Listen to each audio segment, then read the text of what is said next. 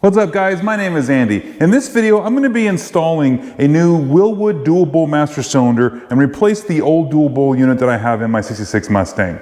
And this is something that you guys can do if you have something like what I have, was that kind of old rusty looking dual bowl system, which works fine for what it is. You may have the single bowl unit, which in this case, it's a large upgrade, it's a safety upgrade. It's one of the first things I would recommend people do on these cars is upgrade to at least a dual bowl. But in this case, I'm gonna be going to a Wilwood unit that I'm pretty excited about. Let's head over to the bench, take a look at the parts that we're gonna be installing. The kit that I bought comes in 2 boxes. Let's take a look inside these boxes and see what you get. So in this first one here, this is where the master cylinder unit is located. And let's get some of this other stuff out of here. Okay, so the important stuff, we've got the instructions of what we've got. Ooh, some stickers, that's always fun. See, and they even include a bleed kit that helps you bench bleed the master cylinder before you put it in the car, which is fantastic that they include that. That's great. We got some hardware for this, and then the dual bowl unit itself. This thing is nice, I like this. Now you can get, there's kind of a raw aluminum one you can get. There is like a clear coat aluminum, which is more kind of shiny like this. And then there's a black unit. I think this is gonna look good with the rest of my engine bay, particularly because I've got a lot of black components in there. So I think this is gonna look good. And in the other box, now the kit that I bought includes this proportioning valve. And why you want this is something, and we'll talk about this in a minute here, but what this does, allows me to dial in the rear brakes and how much I want them to be used and how, or more so how much force I want to put on to make the front brakes do their part. But we'll get into that in a minute. And then we got the hardware for mounting this up, so that's good. And the last thing that I've got here is a residual valve. This is a 10-pound unit. And we'll go over this also in a minute about why you want this. But if you've got rear drum brakes like I have, this 10-pound residual valve is what you're going to want to put on the car.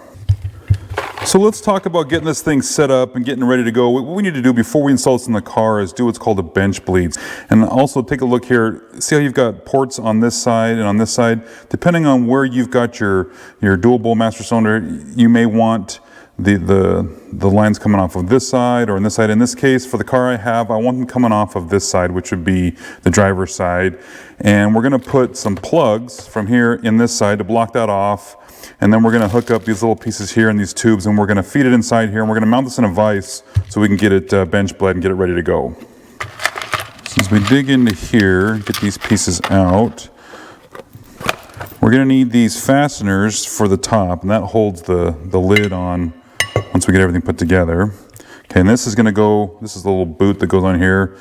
And then we've got, depending on what kind of, the little threaded adjustment nuts on there to hold the lines in to your master cylinder.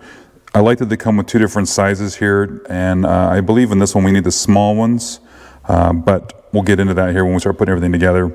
And then we've got these plugs for the other side. And these guys are gonna go on this side here, just like that. And then the last part here, this is going to thread on. So you thread this on first, and then we've got ourselves an adjustable push rod. And the reason why we want this is, depending on where you've got this set up in your car, if you've got a power, those vacuum assisted power brakes, this is going to need to be a longer system. I don't have power brakes, so should be able to put this in place here, and I'll be able to dial it in so it'll fit perfectly with my brakes. Also, I do want to point out, I'm going to use the brake switch that's in my car that utilizes this end here, and it's got this flat surface.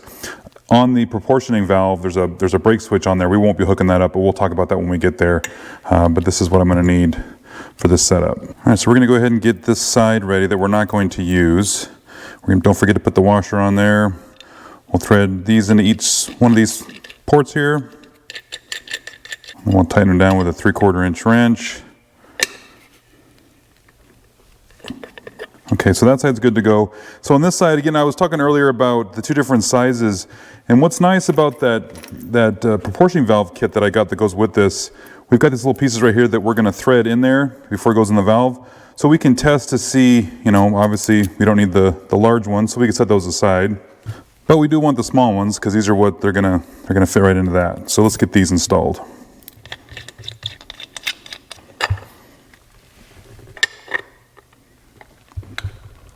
So from here, I don't want to do this part yet. What we're going to do is we're going to get the other one out of the car, and we're going to measure from this surface to this end on the one I have in the car, and we'll just make sure that this is the same length for this setup.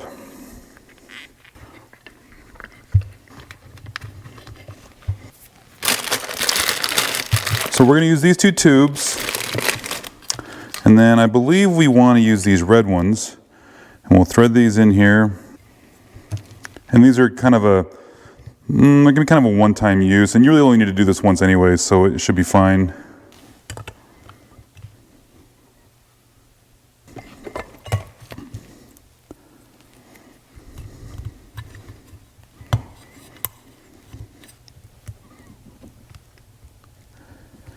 Now, these don't fit on there super great, but they're not going to leak, so it'll be fine. And just kind of loop it around and then tuck it in through these holes here on top. And then you want this thing to be bottoming out because you don't want to get air to come back up through here once we put fluid in here.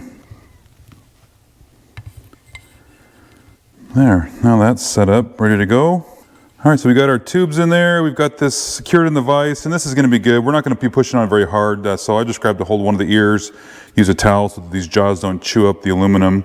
And then I'm just drill a hole in this little block here, and I'm just going to put it on there, and then it gives me a good firm surface that I can do this, and this will pump the cylinder in there, and it'll get the fluid to go through and pump all the air out, and we'll just keep doing that until we don't see any more bubbles coming through the lines here.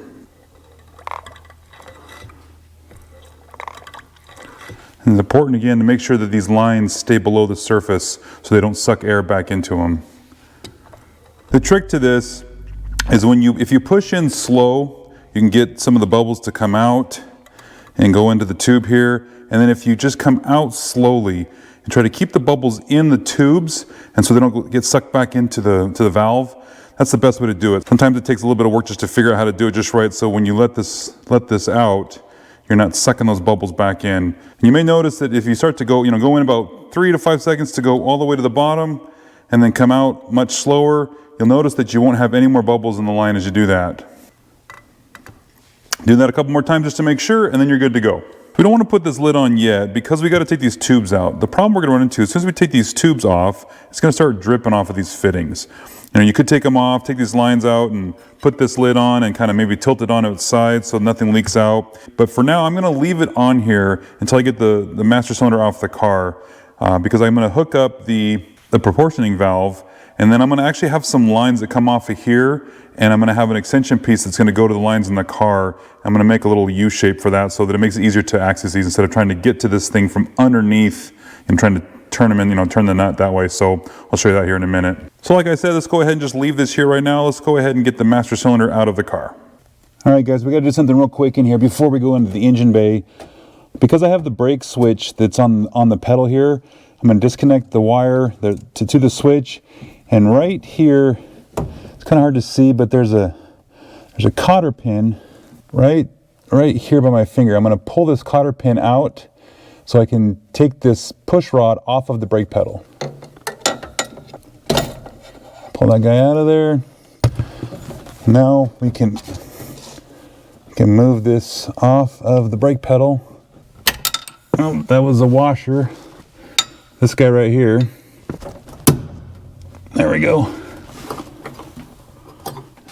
And all I did was just taking this brake switch off of the push rod here, which is now you can see disconnected from the pedal.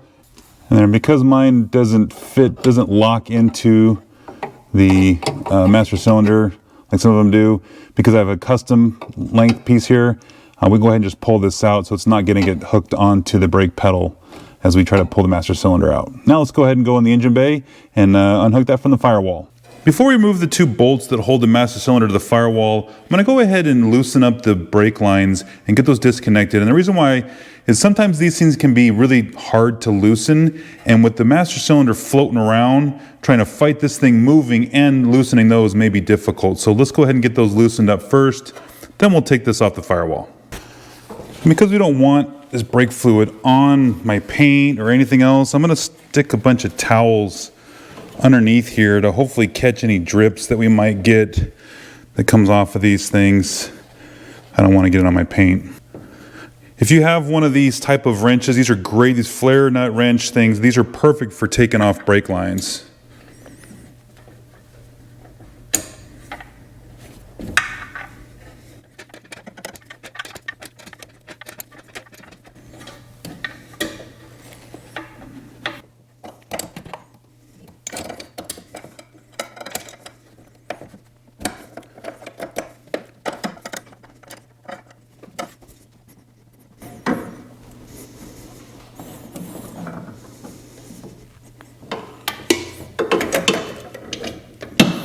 These are just a 9/16 bolt that are holding the master cylinder into the firewall.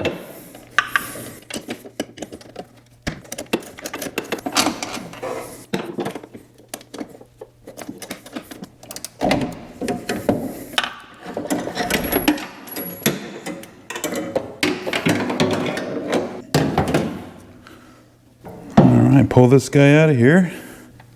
So while we're here, we're going to go ahead and take this distribution block out. This line right here goes along the firewall. This goes to the passenger side.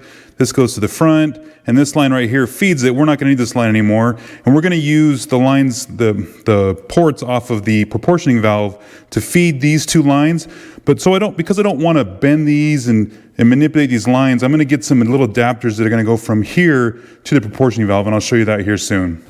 But I do need to keep this line right here. This is the rear brake line. We're going to want this one. But this, again, this feeds that distribution block, so we're not going to need this guy. Remember we were talking about, measuring the distance from this surface to the end here. And it's roughly right about 5 3/4. Now mine, I have a custom rod, so yours probably won't come in out as easy as mine does. But the important thing is the distance, right? So I want to take this piece and thread it onto the end of the new master cylinder, and I'm going to thread this out so that it is 5 3/4 inches on mine. Yours might be a little bit different, so you'll want to double check that. All right, I went ahead and got this adjusted. Now that's the length I need it to be, but I'm an idiot, guys. I completely ruined the brake line that's on the driver's side trying to get this thing off of that distribution block.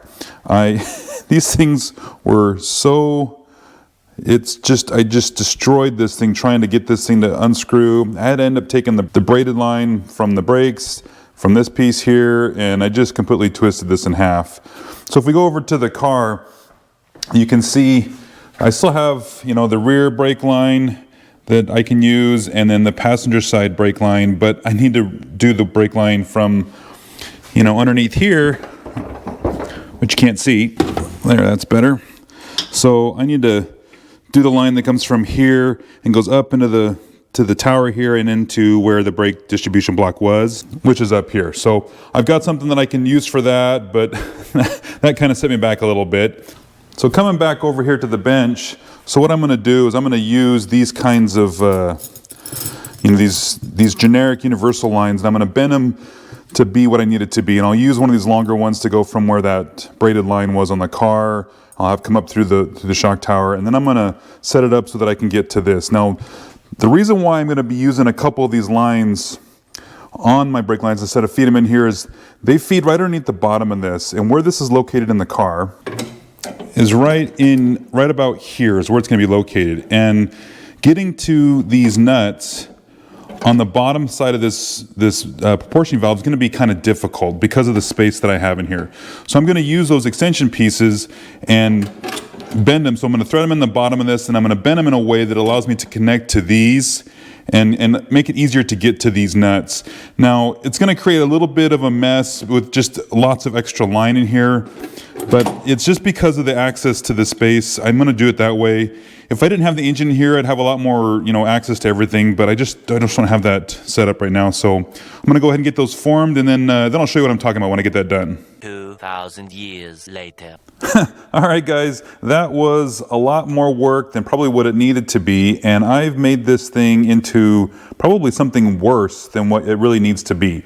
And part of the reason is I had it in my head that I needed to attach all of this system on here and then attach it to the master cylinder and then put the whole system in the car, and when this is in the car and everything's in the way, then try to hook up the lines to these various ports while it's in the car. And I don't think you need to do that. And I didn't figure that out till I got just a couple minutes ago, till I was about ready to put everything together.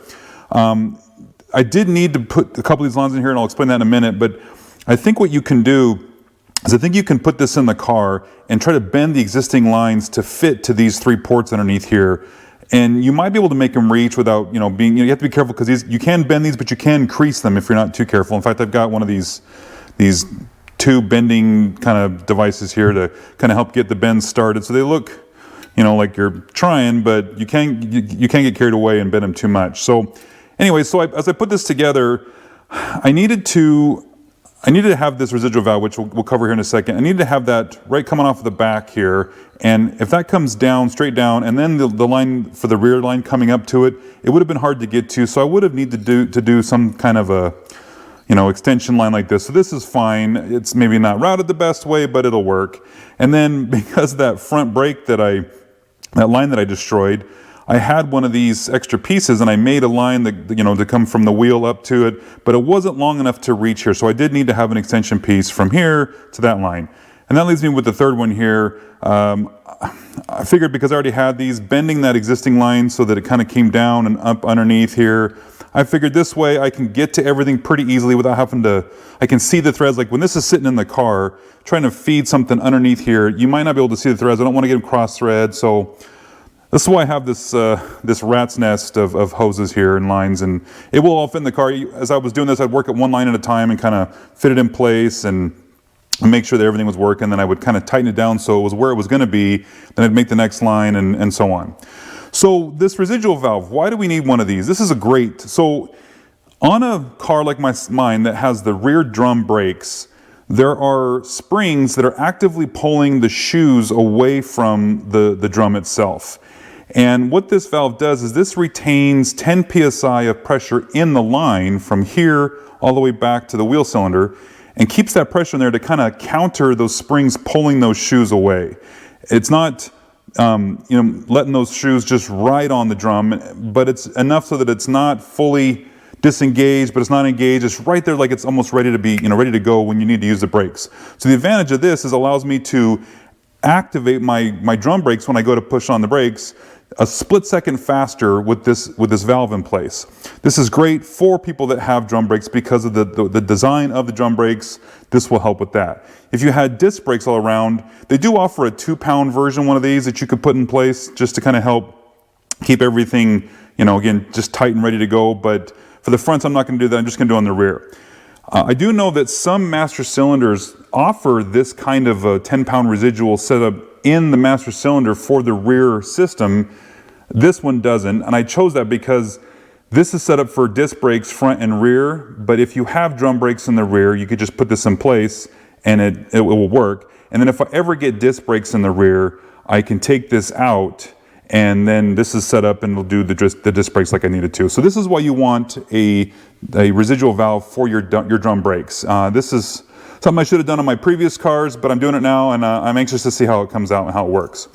So, and then when we get done here, actually I could do it right now. So what's the point of this valve right here, this proportioning valve? What we've got here, if you screw this thing, here if I unscrew it, you can see that there's some threads there. If you screw it all the way in, all the way down to the bottom, that's clockwise, it's essentially not there. It's just going, the brake lines, the brake fluid's coming in through here and going right out the bottom. This is not interfering at all. But as you back this out, what you're doing is you're cutting some of the fluid that's going to the rear. And what it's not doing, it's not putting more fluid at the front, it's just reducing some of the pressure on the rear brakes. And by dialing this out more and more, what we do is we're essentially just cutting more and more pressure from the rear brakes. And if I need to stop the car fast, I won't be locking up the rear brakes because I'm controlling the amount of pressure that goes back there, but I'm not adding more pressure to the front. And that's important because we don't want to overpower the fronts. We want it to be proportional to the pressure that as we push on the brake pedal, we want it to activate the pedal or the brakes proportional to how much we're pushing. And this right here will allow me to dial it in so that I can press on the brakes and get the car to stop, but I don't lock up the drums, and that's what I don't want to happen. So that's why I have one of these in place, and that's why I chose this kind of a system. So I think let's go ahead and get this installed in the car, and get it ready to go, and then we can put the master cylinder in after that. So now I got the proportioning valve installed, I got all the lines tightened up, and your car is going to look a little bit different depending on which way you bend your lines and how you route everything. So don't need to necessarily copy this so much, as just make sure that it's not touching anything. We're not touching the steering column, we're not resting the exhaust manifold, and then where this master cylinder is going to sit, everything is below that, so we're going to be fine. So I think we can go ahead and grab the master cylinder and feed it through here and hook up these two lines right here and get it attached to the firewall.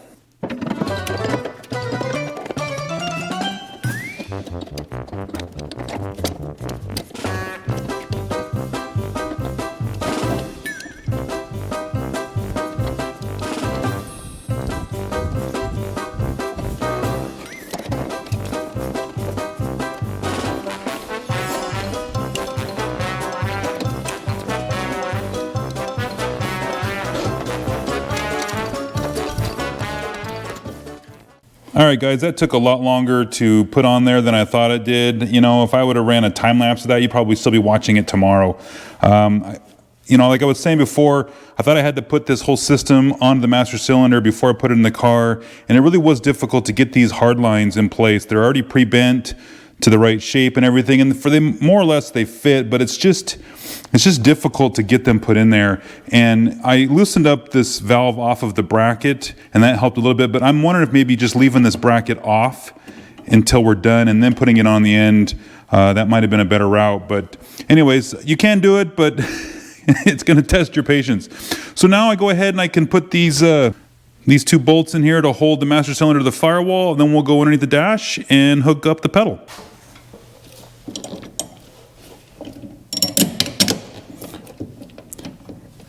And don't forget that this bracket goes on the outside. You know, the master cylinder gets essentially sandwiched between the bracket and the firewall. So just a heads up on that.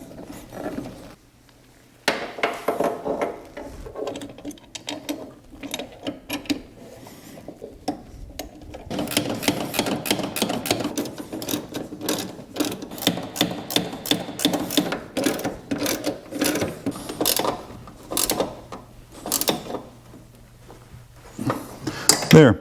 You know, I found it easier to go back and forth on these two bolts just to drive this in so it's nice and firm and secure to the firewall. All right, if you loosened up this proportioning valve, you're going to want to tighten up those screws. I have this master cylinder for the clutch in the way, so that's going to make it a little more difficult than some of you, but that does need to be tightened up, and then you go underneath the dash and finish that underneath there on the brake pedal. Okay, so now we need to hook this up. And I forgot to mention, you should take the little plastic sleeve from the push rod of your other master cylinder and slide it in here, and that'll create a surface for this post to slide inside that sleeve. So you're going to want that on there. And then there's a dance that you got to do with this type of brake switch to get it in place.